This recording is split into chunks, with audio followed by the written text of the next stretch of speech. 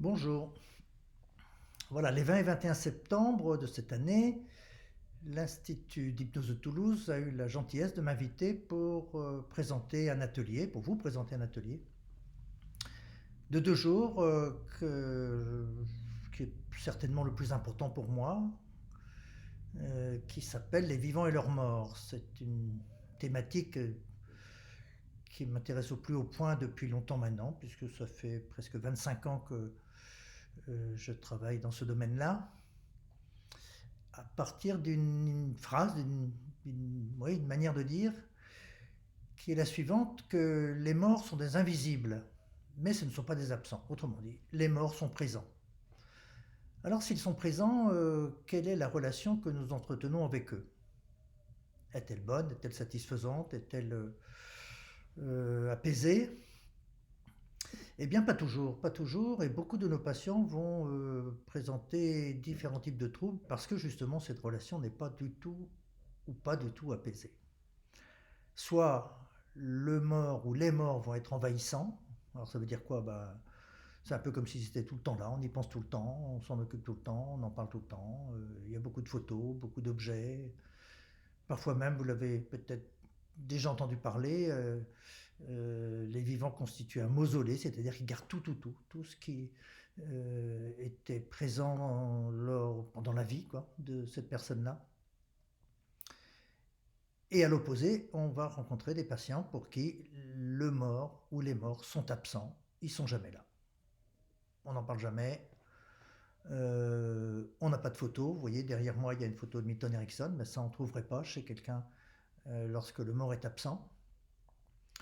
Euh, Personne ne va au cimetière. Voilà, on n'y pense pas. On n'en rêve pas. Ils sont pas là, comme s'ils avaient disparu. Et dans les deux cas, ça pose des problèmes. Pose des problèmes. C'est un peu comme avec les vivants. On a besoin d'avoir des bonnes relations avec nos morts, comme avec nos vivants, mais ni trop, ni trop peu.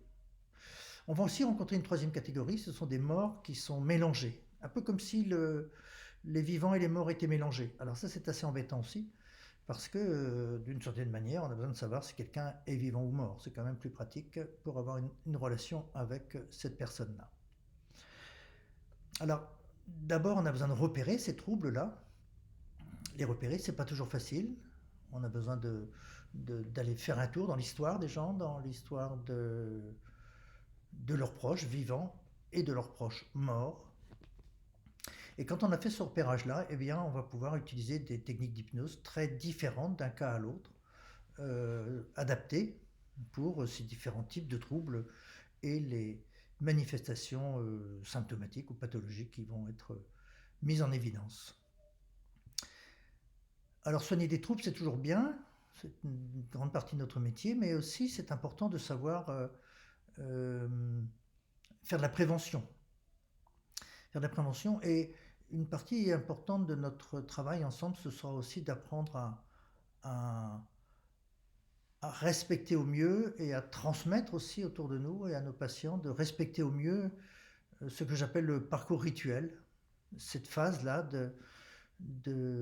qui commence dès l'annonce d'une pathologie fatale ou d'une issue fatale et qui va se terminer le plus souvent après la cérémonie, après les obsèques, euh, au moment du repas familial et des proches.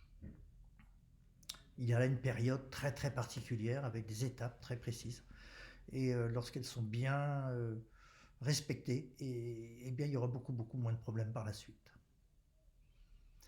Au total, je crois que la chose la plus importante que je veux vous transmettre, c'est que nous devons nous intéresser aux morts, à la relation que nous entretenons avec les morts, que nos patients entretiennent avec leurs morts.